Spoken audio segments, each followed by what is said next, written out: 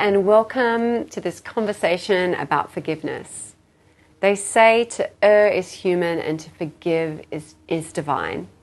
And forgiveness kind of lies in these murky waters between fear and love. A certain amount of fear allows us to motivate, to do things, but too much, and we often have too much in our life, causes us to shut things down. So how do we bring more love into our lives? And what happens in these murky waters that will allow us to bring more forgiveness? Because when we forgive, it unlocks consciousness for us and relationships with those around us. Why might fear be taking hold in our lives? You just have to look at the ideological climate around us. Forgiveness isn't the norm. There's been some really interesting research that came out around the 2016 election, the Trump election, that 13% of Americans ended a relationship because of an ideological divide around that election. That's quite extraordinary.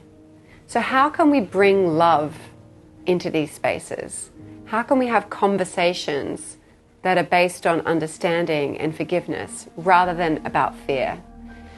When we're faced with a situation where we err, which is this very human thing, quite often we move into a bit of a fear response. And the fear response comes from our body. It comes from an ancient part of our brain called the amygdala. Another thing that comes from our ancient brain, the amygdala, is an ability to develop and understand and cultivate a neuropeptide in our brain called oxytocin. And oxytocin is called the love hormone because it develops in us a sense of love, a sense of openness, perhaps the conditions for forgiveness. So although we might think in our context it isn't always easy to forgive, it is beneficial and it is possible. So how do we cultivate more love in our days, in our lives, so we can do this? There's two ways I'm going to talk about. One is this idea of a hug. Sometimes we do genuinely just need a hug, but not always in the kind of context we're in a context of COVID, do we have a person to hug or an environment like that. So we actually know that if you just literally wrap your arms around yourself and give yourself a squeeze in a moment where you know you want to be forgiving, but you're struggling, it tells your body it's okay. It tells your body it's safe and it calms you. So using the physical body, we can actually bring a shift in a chemical reaction that's going to help us in those moments where we're feeling like maybe forgiveness is difficult. Another way of cultivating the conditions for forgiveness through love is through compassion practice.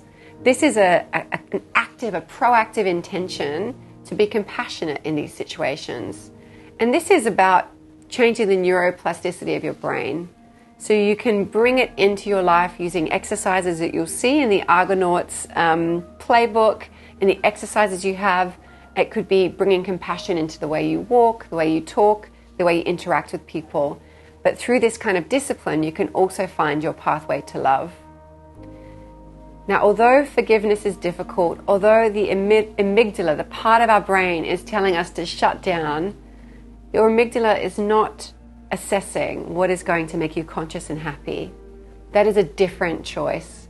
So maybe next time you experience that, wave hello, but move on by and take the conscious choice to forgive.